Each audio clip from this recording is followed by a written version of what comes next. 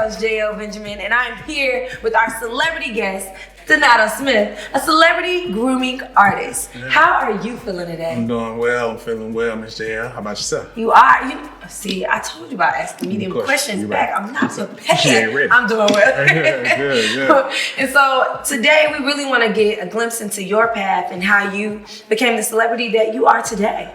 So let's start from the beginning. Where are you from? I'm from Decatur, where it's greater. From the east side of things. Okay. You're not from the south side of it. You're from the south side. About y'all greater. I'm sorry, everybody ain't able. But listen, most definitely. But no, I definitely am from Decatur. Grew up from Candler Road all the way through. Yeah. We moved around a lot as a child in my adolescence due to the fact that we struggled a lot. Yeah. Definitely dealt with a lot of issues that were beyond my control. Yeah. But for the most part, like the better portion of my life was on the east side. Yeah. Wow. So how do you bring yourself, or how do we find you here? Did you go to school, or what schools did you go to? Oh, well, for the most part, I know how I ended up here is nothing short of, it's God, period. Yeah. God plus me, he mixes his, I let him do what he do in my life, and I end up here. Schools and whatnot that I went to, I was standard on school and graduated from the greatest high school on earth, Southwest DeKalb.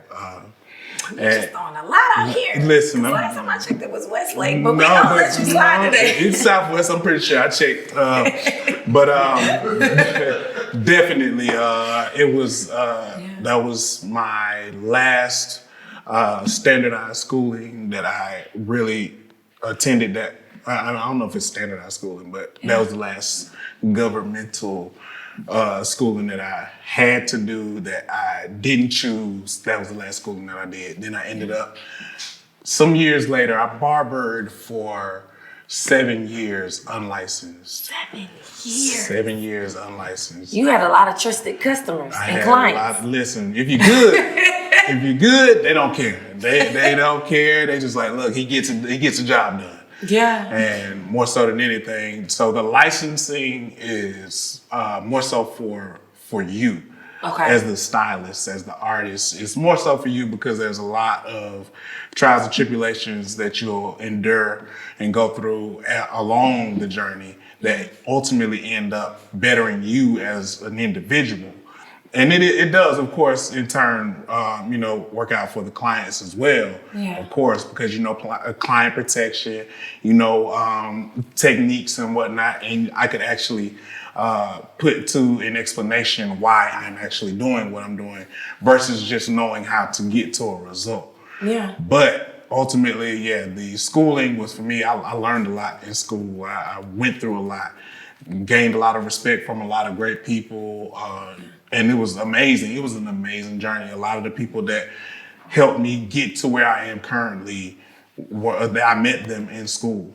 Gotcha. Mm-hmm. So after 7 years, in my mind, I'm like, 7 years, what happened in that 7th year that was like, okay, now I'm going to go and get a license? Because 7 years is a long time. But then you're like, man, I already know the game. That's a long time. So actually what happened was I was working in a salon.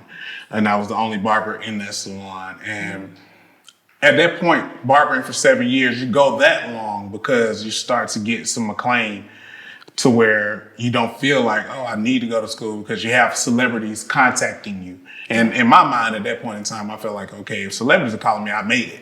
Like, that's what you want to do. Yeah. But ultimately, the reality of it is, celebrities at that point in my life, they were not really contacting me on a consistent enough basis to consider them as the end all be all to my success. Yeah. They'll call you once a year, if that, and you feel like, well, I've had the opportunity to work with these people, and, others follow, but ultimately it's not substantial enough for me to say, oh, I made it. Yeah. There was a situation where a woman walked in. She was a frequent client of one of the stylists there, and she asked me if I was willing to do some work with some children, government-wise. She's like, it'll be contracted. You'll get paid this certain amount every month, and this is what you'll be doing. I'm gonna connect you with the director over that program. Yeah. And I was like, okay, great, for sure. And the first thing the guy did, one of the things he did was ask me, was I licensed when I did get in contact with him? And I was like, oh, no, I'm not licensed, but I'm working on it. And he was like, you know what? Yeah, I can't do anything with that because you're not licensed. I need to be able to hold someone liable. And I was like, wow. So at that very moment, I was like, you know what? I'm tired of playing around with it. I've had people who told me certain things like, oh, I put you up under my license as an apprentice. Apprenticeship is a way into the industry, barbering or cosmetology, to where someone can put you under their license, but they ultimately assume the responsibility of a school, to where they'll teach you everything. They should, prepare you for state board, which is the state standardized test that you have to pass in order to be licensed. And they are supposed to equip you and get you ready to pass that test and whatnot. But I had so many people that told me that they were going to do that and just never did. And I got tired of waiting on people. Yeah. And that, like I say, and I was like, that's the real money. The real money was the one that I missed out on, where the woman was going to get me a situation or help me getting into a situation that was going to pay me monthly a really nice number. It was a really nice number. Something that I hadn't even made a month yet. Yeah. And I was like, yeah, I need that, and couldn't get it because I was not equipped with my license. Yeah. And so it sounds like even that no, right? That no motivated you to get that formal training. Most definitely. And so would you say to the students watching, to go after and get those certifications? Oh, most definitely. As possible? Most definitely, because when I wasn't licensed, there was so many opportunities. As I explained earlier, that one opportunity, that was just one. But that was just the final straw for me. Yeah. That was the final.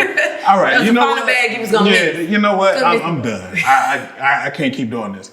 But outside of that, you're limited on what you can do, where you can go. Even now, being able to work on some of the things that I've worked on, being a part of some of those things, the reason that I could was because I've been licensed. I did the hard work, went and got licensed, and now I'm able to be a part and be even in the thought process of such great things that I've been a part of. Yeah. So who taught you how to provide these grooming services? Taught me how. My mother was my first barber. My mother was my younger brother, and my first barber. So more so than anything, not really teaching me, but watching. I'm a visual learner. Okay. So I would watch, my mom at work, but never really thinking to want to become a barber. I never ever thought I wanted to become a barber. But what were you thinking about being? I don't know. I used to say things just to get people off my back, because people would come and ask you questions. What you gonna be when you grow up? And when you get a computer engineer, they'd be like, oh, wow, that's a good job. But I just heard somebody say that. It sounded good, and I just took that on as what I was gonna do in my life. Yeah. But I never knew what I really, really wanted to do. And like I say, didn't even know that I really wanted to barber at all. Wow. So like I say, watching her growing up, I know one thing that, I don't know if we're into this question segment yet, but it just ended up happening where my mother, her health, and I've explained this on many different platforms, my mother's health started to decline, and she started to suffer from kidney failure. So she had to start doing dialysis. Dialysis takes a lot out of you. So certain things where she could stand up for long periods of time or holding clippers became a task.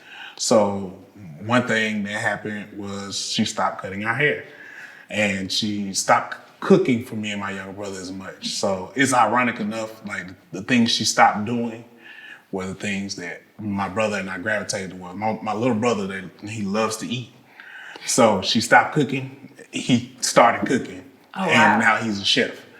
So, oh wow! Right, you got shout out, bro. Yeah, shout out. Hey, shout out Chef Pat. Man. Shout out Chef Pat. But again, with me, I wanted to look good for the girls. Like I was like, they'll feed me if I look good enough. If If I look good enough, they'll feed me. You from Atlanta? Yeah, I'm from Atlanta. Yeah, I'm from the east side. Like I told you, like see, the east side, they consider us pretty boys. So yeah, I mean, whatever it is, cool. You know, we like to change our clothes and bathe, but you know. But anyway. So, but I hope I don't. Jesus, I don't want to make nobody mad with that. I love my West Side people, South Sides, and every other side too. But I just wanted to look good, so I said I started cutting my own hair, and soon enough, my brother and then my mother had also gotten married.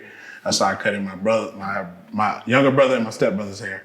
Yeah. And you know, it was a burden to me actually because I did not want to do it. And then because, you know, I'm trying to hit these streets. You know, once I get my line up good, I'm done.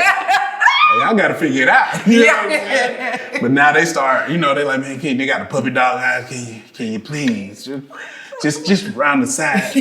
And that's one thing. Clients, they the ones who started that too. Clients do the same things my little brothers them did when I first started cutting their hair on their toilet stool, on their commode, in the bathroom. They can't just round the side, nah, man. And then and it would be some days I would cut their hair and I was into it, and then some days I just rush through them. And my younger brother used to have this thing. He said, if you on the phone, I know my haircut gonna be messed up. Cause I got the phone up to my ear. Yeah, I'm gonna be there in about 30 minutes. And he like, you just started. Like, yeah. But and I, like I say, never ever would have thought at that very point in time that I would be here. That's why I say I'm adamant on letting God lead me, because I done led myself so many places that I'm like, okay, God, can you get me out of this? If you do this one more time, if one more, you know. And that's how it's been for me. So he led me in this path, in this direction, because I couldn't stop. I did not want to do this. Like I say, it was a burden at first. Was your brother the first person whose hair you cut? I was my first. Oh, you yourself? I was my first client, yes. Oh. Yeah, I was my first client. So tell us about a time where you like, I don't know, you may not have never had this moment, but like cut some hair and you was like, ooh, I do not want to claim that. Oh. Y'all got time? Yeah. Man, when my brothers, that happened, you know, but I didn't care. But when I started working in the first shop that I worked at, shout out to Moses. He gave me my first opportunity in the shop, Masterpiece, on the South Side. I started on the South Side, really barber. Yeah, that's what I say. South Side got a place in my heart. It just ain't where I got my start. You know what I'm saying? But at the end of the day, you know, there were the spaces where I did do some terrible work in Masterpiece. It was called Masterpiece, and I was not giving out masterpieces. I was not. I'm talking about people wanting to fight me, right?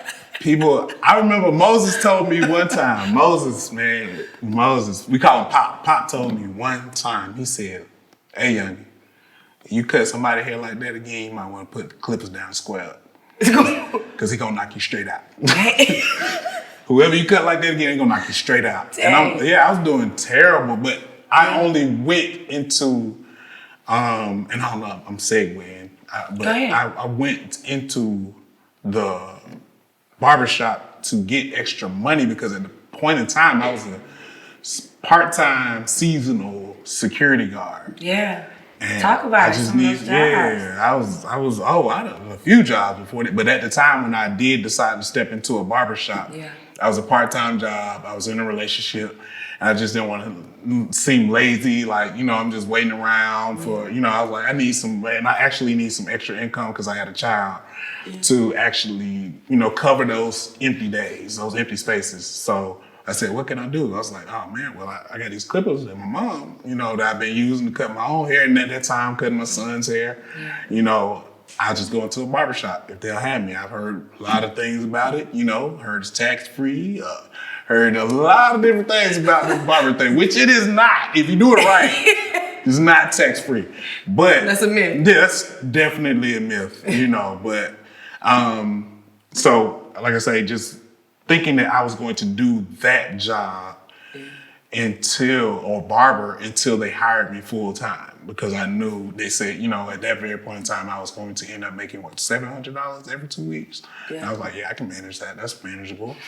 And even, like I say, dealing with Pop told me one day, he was like, you gonna quit that job? I was like, no, ain't no way in the heck I'm gonna quit this job. I said, I quit this barbering before I quit that. Yeah. And he's like, man, after you work for yourself, it's hard to work for somebody else. And which he was telling the truth. As I progressed and started to get better, because starting off, it was not, like I say, I wasn't good. Yeah. And I didn't have clientele. Not being good and not having clientele is a terrible mix. But that make any, only the strong survive that. Right. Only the strong survive not having any clientele and you ain't good. Yeah. Because it's like the people you do get sitting in your chair, you run them off because you tear them out the frame and then, you know, they want to fight you. You'll never see them again. So, like, and it was just like, okay, I don't know what. I don't know. I mean, I've never given up. So I can attest that to why I came in there every day. But it was like, I would come in there you stand there for 16 hours, 8 hours, and make nothing. You know, $0. Walk on, you know, come home, you know, like I say, being in a relationship, she looking at you like, so you like, yeah, not today, you know. And you're like, well, I'm gonna go tomorrow though, you know. Because, you know, I don't, like I said, it's just my will and my relentlessness not to give up. But after you get tired of getting laughed at in the barbershop, getting nicknames like the Butcher.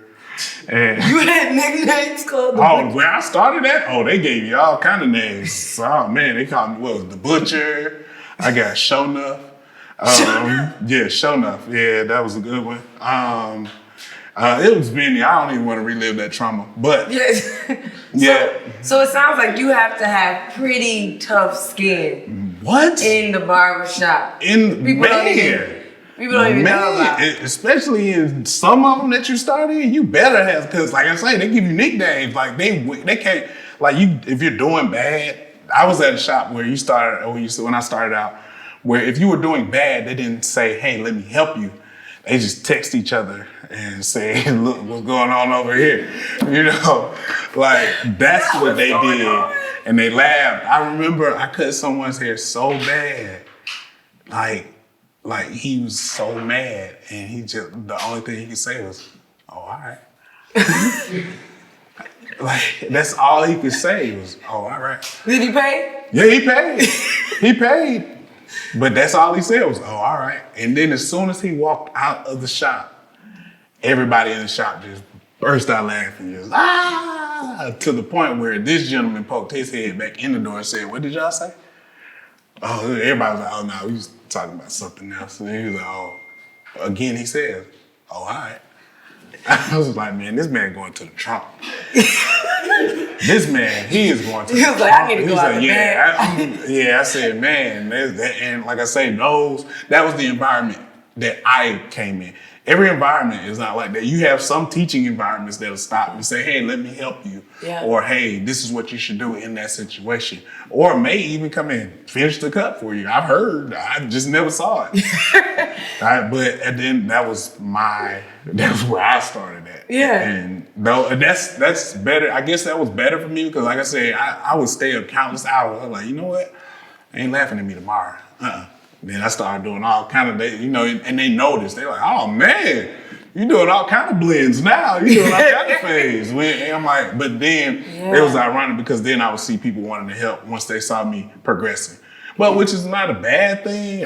Because of the people that I did come up with, I looked at it as a bad thing. But sometimes people want to see you help yourself before they begin to help. Wow, that's a Path quotable. Yeah. So on the show we do Path, tweetable, Facebookable, quotable moments, and that's a beautiful one, for right? Sure. Like they weren't investing in you more than you were investing in you, right?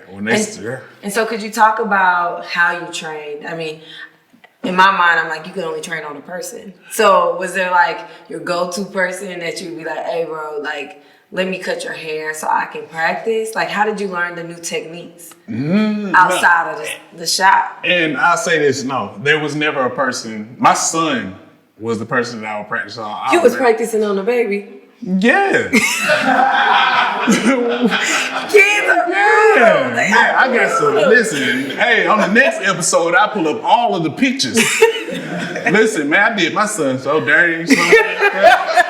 And I took pictures of them crimes. Like, it was like, what? You took pictures? And then I was, oh my Jesus, like his mom, oh my God. She would call me, oh, what did you do to my son's head? Like, what you mean?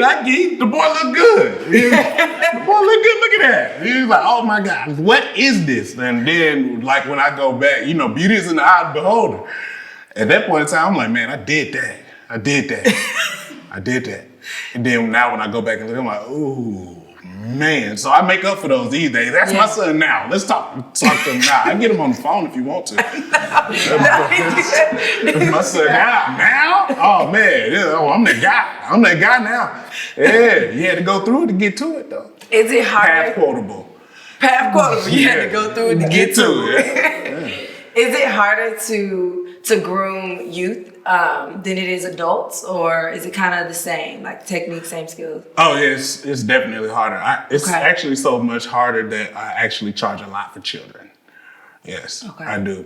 My children's prices, send parents in uproars, just because. Yeah, it goes from having someone that's sitting, and not all grown people sit still. That's one thing too. I take that, but having someone who's sitting still and cooperating through the service, then you throw in the mix someone who's fidgety, it can become a challenge. A challenge that I feel like I should be paid for at this very point in time in my life. Yeah. Mm-hmm. So I'm curious, how do you go from the shop with Pop to celebrity film and television sets? Oh, a path? I didn't go from there to there. Oh. No. It is a dash in between there. Yeah, I didn't go from Pop to no. I went from Pop to D at Headliners, then Headliners moved, then I ended up over on South Side by North Clayton, by the Wayfield, I'm pretty sure. Yeah, I used to work over there at the late night barbershop, and then I went from there back to Highway 85 across from the Kroger. Yeah. And then I went to school.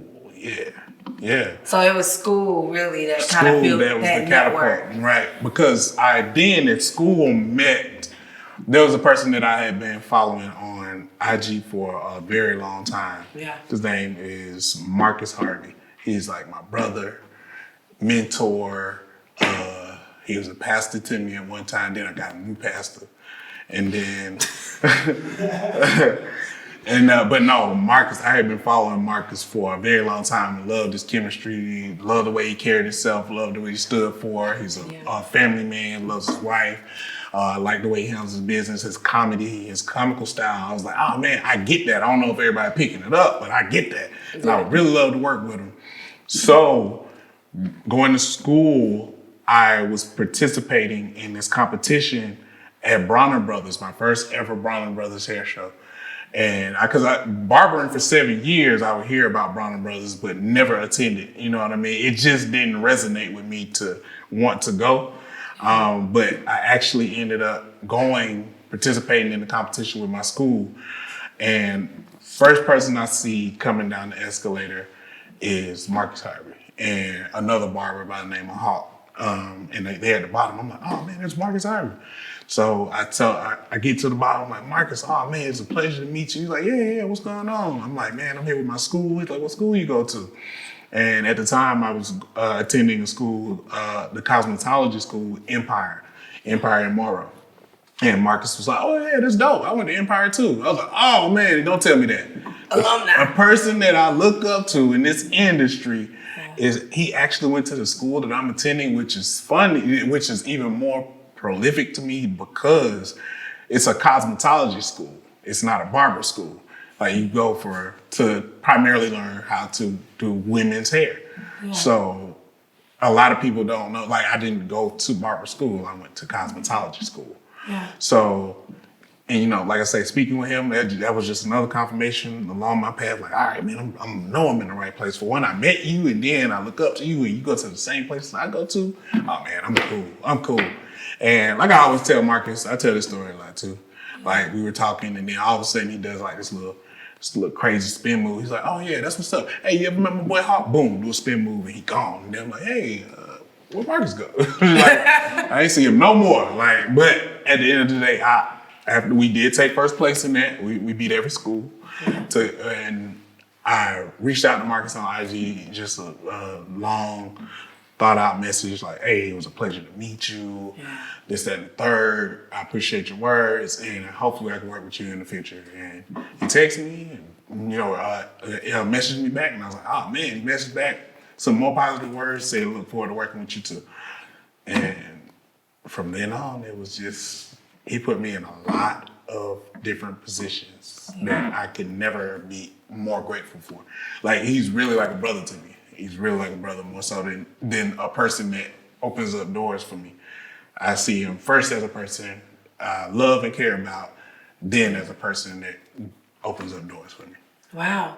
So why did you make the decision to go to cosmetology school versus barber school then? Oh, I'm glad you asked.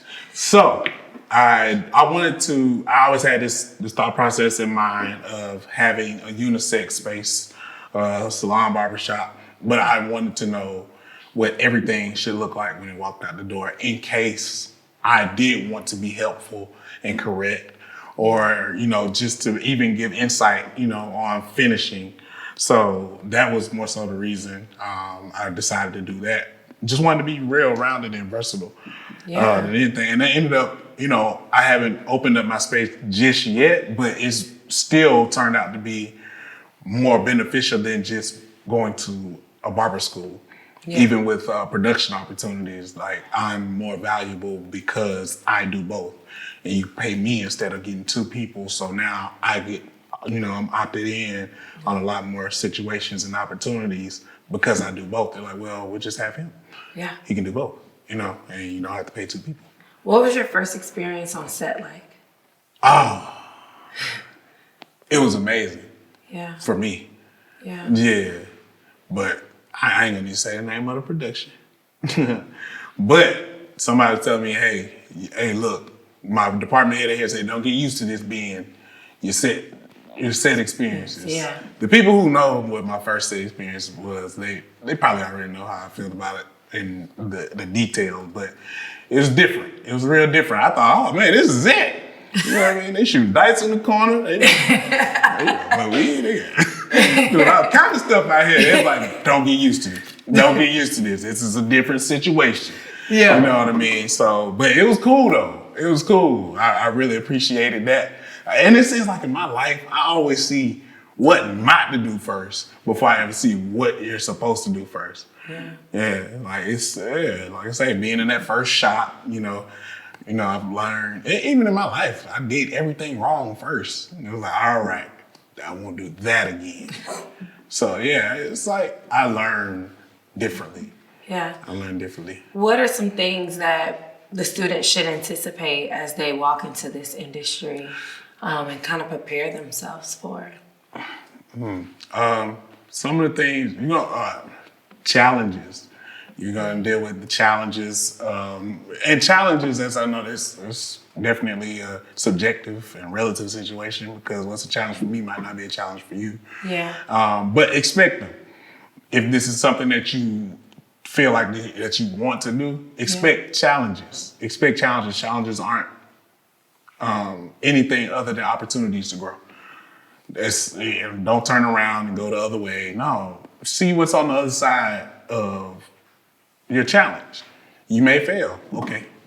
You may succeed, okay. Yeah. But ultimately, even when you fail, it's still a place where you've learned something and gained some perspective that you didn't have before. Like you never knew that you couldn't even do this or weren't going to be successful at your first attempt. Yeah. So go through it. Expect challenges. Expect, kickback, backlash. Like I say, man, I don't think, I wouldn't wish it on anybody that your clients would want to fight you after a bad haircut, Man, they wanted to fight. Like, oh my God. Like, and God knew me. He was like, yeah, I'm gonna give you people who want to fight you, because I don't really want to fight nobody. Yeah. But I will. Yeah. But I will. So Donata, have you ever had a big hiccup with the celebrity? Like now that you're on sets and these different, in these environments, have you ever had a big hiccup? Like, oh shoot, maybe you forgot the right clippers, or I don't know, you forgot something. You're like, dang, what do I do? Ooh, that's a scary question. I have not had that. So, no. And at the point in my career where I am at now, there are no mistakes. Yeah. I figure it out. I don't have a clipper. If I don't have a clipper, I know how to use shear over comb. Like, I can make it happen. If I just have a trimmer, sure, I've given a person a whole fade with just a trimmer and no clipper, no master clipper. Like, yeah, you figure it out. Now, at this point, I put a gash in somebody's head, and you got to figure out, hey, you stop and you go, uh-oh. But what you do is you stop, you breathe, you turn around and say, you ever thought about a bald fade? Hey,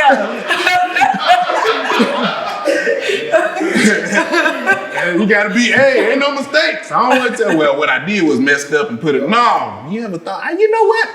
And you gotta be, this conviction. You know what? I see a bald fade on you. I see him. So if you could look at the camera and tell the next celebrity grooming artist one piece of advice along their path or journey, what would it be? One piece of advice, do not give up. That's it. That's the best advice. Do not give up. Yeah. And that comes from, there's a lot of illustrations that I've come across. I love illustrations because I love art. I'm into arts. Yeah. It's better if I can see it visually and drawn out and depicted versus telling it to me or even just reading the words. Okay. But there was a picture that I saw a long time ago and I kept with me of, there were two guys, they were both tunneling. It was like a picture that was stacked on top of each other. Two guys, they were tunneling. Both of them had pickaxes and one of them was picking and he was continuing to pick and they looked identical. Both had the same amount of dirt picked inside of this tunnel and same pickaxe and everything. One was continuing the tunnel. The other one had just picked the pickaxe on his back and was about to head back out of the tunnel. The one that stopped was right at the diamond. He didn't know it. And the other one was continuing. And his next few strokes was going to be a diamond. So to me, that just said, don't give up because you don't know when. Yeah. You don't know when you're going to hit your diamond or your point of, success that you may consider. But this person that stopped, you didn't even know. You didn't even know that all you had was a few more strokes, but you had tunneled so far and felt like, there's nothing in here. It's not worth it. But you're going to give up and not even see? Nah, just don't give up. Yeah. Don't give up because you're going to run into a whole lot of things within tunneling and digging for what your dream is. You're going to run into a whole lot it's there. It's designed to be there. It's not like something just came up against you just because. No, it's like, oh, you want this? Let me see how bad. I'm going to throw this at you. You know what I mean? See if it's going to knock you off your rocker. See if it's going to make you stop. And I've stopped some things. Yeah. Music was my first love. Like, I did that before I ever picked up clippers, ever. And I stopped it because I was like, I don't think it's going nowhere. Went through a few things to where, competitions, performances, and then had a son. And I was like, oh man, this is a dream. I gotta go get me a job. But like I say, when I look back on it, I'm like, shoot, barbering started off, I wasn't making nothing.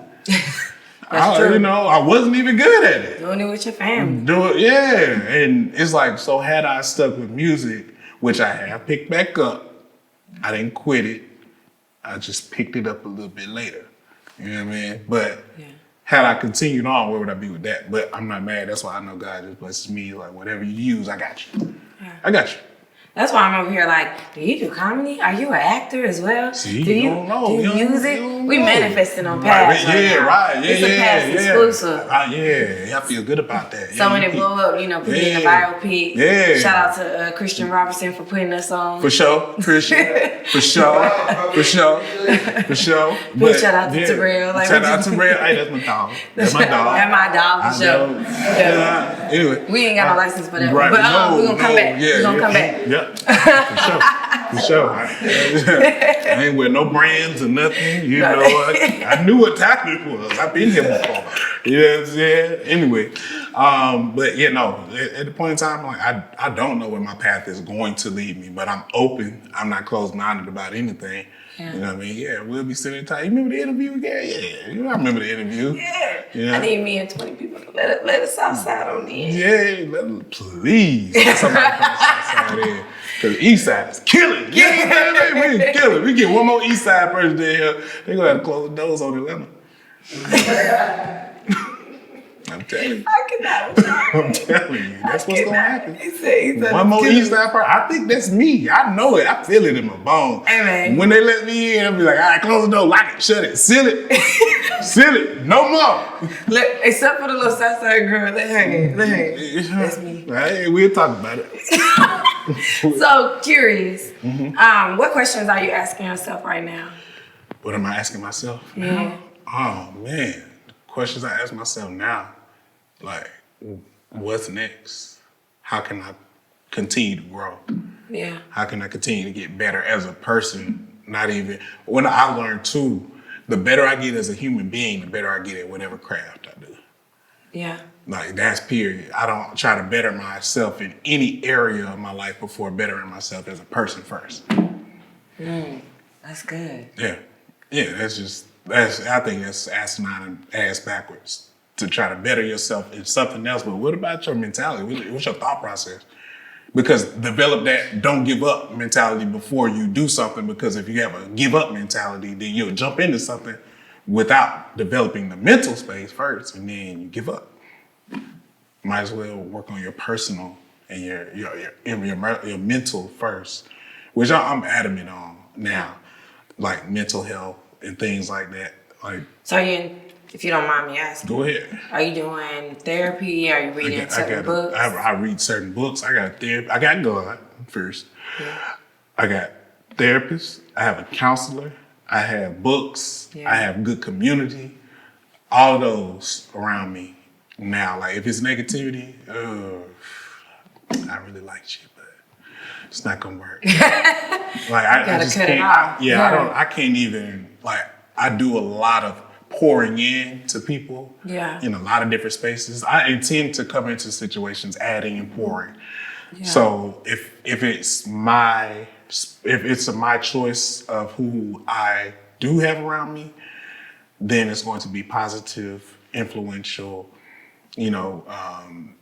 just motivational people that will assist in pushing me forward versus trying to hold me back. I heard a great quote that said, you can go faster with 100 people that want to go with you, and it's a whole lot harder to go anywhere with one person around your neck. I'm trying to say that correctly, but it's easier to go somewhere with 100 people that want to go than one person hanging around your neck, where you have to try to convince them and pull them. Yeah. You know what I mean? That one person, it's harder to go somewhere with them dragging you down versus 100 people that's like, oh yeah, let's go.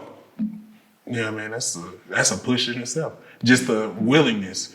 You know what I mean? But when you got to pull somebody and convince them that life is better if you keep going, my anxiety. So I'm curious, right? Mm-hmm. You're on all these sets and I'm assuming, booked and busy, right? Yeah. How do you train? Like, how do you still hone in on your craft? Are there certain classes or people that you're following and watching that our students could probably tune into? Yep, me. Follow and tune into me. The Donato Smith. And on all platforms, THE, D as in doggo, N as in Nancy, A-T as in Tom, O, Smith. And I actually, like I say, my brother and mentor, Marcus, I watch him. He's amazing. Yeah. You got Hawk, the barber. You have a few different people. But if y'all follow me, I'll make sure y'all get to them. So follow me. I get you to them.